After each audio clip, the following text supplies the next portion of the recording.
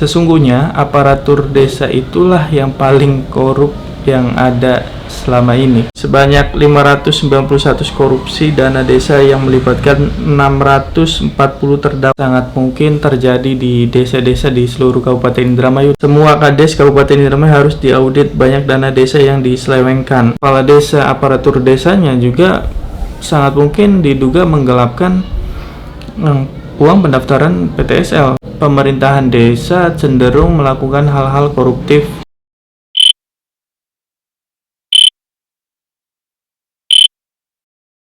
Assalamualaikum warahmatullahi wabarakatuh.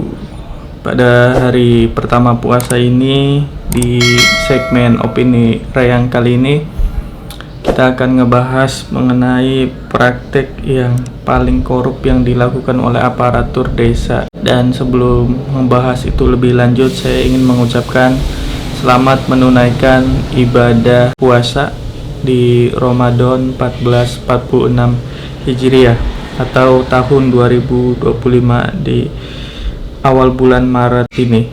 Oke, jadi ini mungkin menjadi keresahan banyak masyarakat yang ada di berbagai daerah, termasuk juga di Kabupaten Indramayu yang terdiri dari sekitar 30 sekian kecamatan di Kabupaten Indramayu.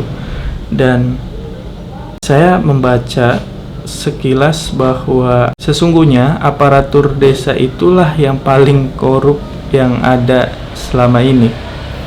Dan di sini disebutkan tim jurnalisme data harian Kompas, karena saya mengutip dari data harian Kompas, menganalisis 591 putusan kasus korupsi dana desa selama 2014-2024 dari situs Direktorat Putusan Mahkamah Agung. Ekstraksi putusan pengadilan dibantu oleh kecerdasan buatan dengan verifikasi tim untuk memastikan akurasi informasi.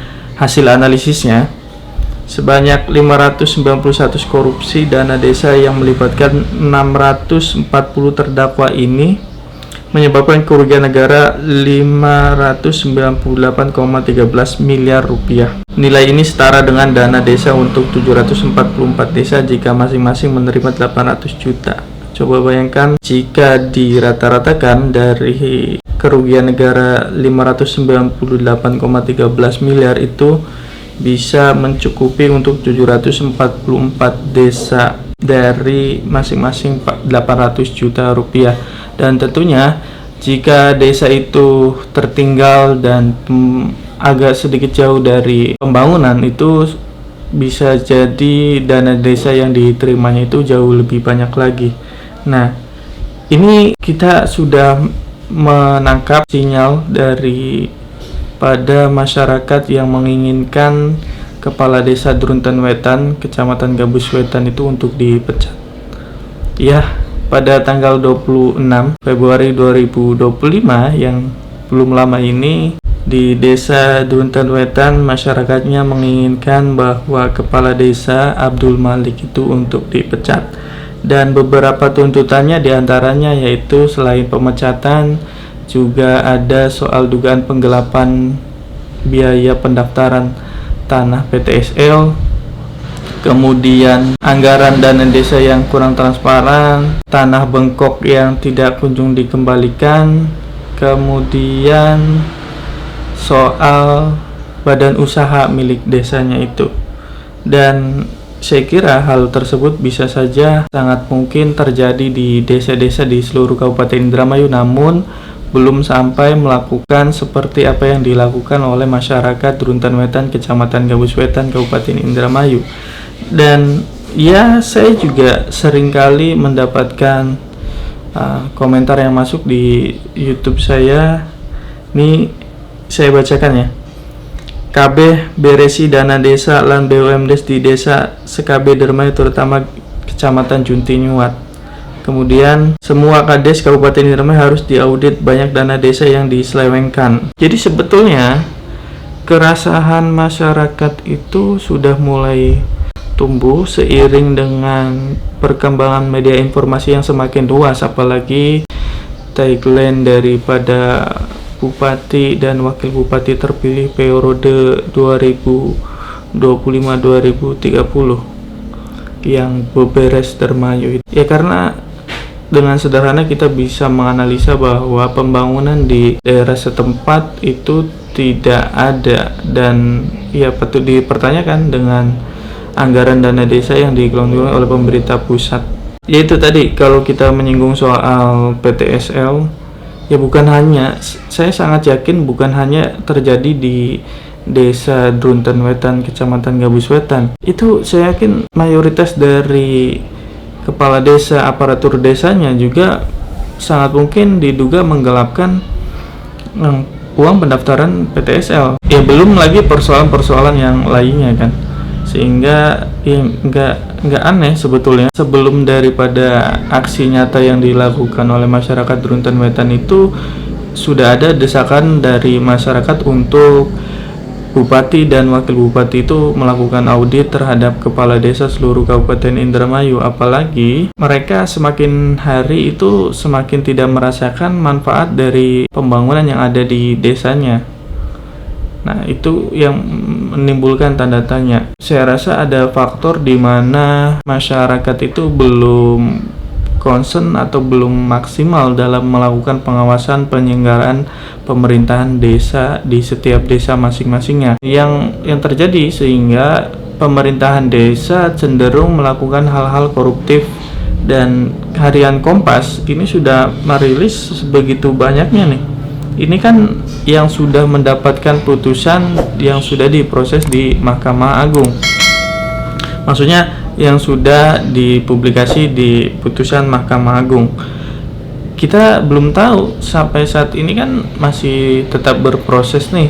Ketika ada temuan dari masyarakat lalu dilaporkan, tentunya data ini akan semakin bertambah begitu kan. Dari 744 desa loh kalau dibagikan secara rata dari uang kerugian negara tersebut. Ini totalnya 640 terdakwa. Nah, kalau misalkan kita ingin fair, beberes dermayu wong reyang itu dilakukan di Indramayu, ini kan sangat mungkin berkontribusi ke angka-angka ini gitu. Angka kasusnya mungkin akan semakin meningkat ya, korupsi dana desa gitu. Beginilah gitu keadaan untuk tindak pidana korupsi di Indonesia masih ya melemah lah gitu semenjak KPK di 2019 undang-undangnya direvisi gitu. Nah, di laporan Harian Kompas ini juga disebutkan bahwa tidak hanya pada anggaran dana desa ya, seperti laporan dan kegiatan juga kan bisa sangat mungkin ada celah-celah untuk dikorupsi. Belum lagi pungli-pungli, katakan pendaftaran surat keterangan jual beli, surat keterangan apapun lah yang itu ada kewenangan dari pemerintah desanya. Dan ya oke, kita kembali lagi di Kabupaten Indramayu. Dari apa yang dua sampel itu ya, dan itu representasi dari mayoritas masyarakat yang bergulir di media sosial gitu. Ini kan problemnya hanya masyarakat itu belum mampu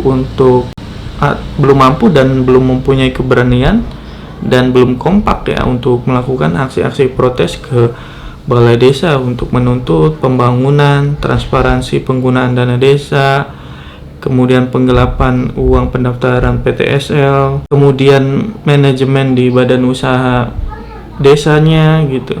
Ya masih banyak lagi lah problem-problem yang perlu diselesaikan. Makanya beberes dermayu tersebut ya sangat diharapkan sekali oleh masyarakat, karena masyarakat menilainya bahwa beberes dermayu itu ya benar-benar membereskan hal-hal koruptif lainnya dari tingkatan kepala desa, kemudian camat, kades-kades, hingga pejabat-pejabat setara dengan sekda.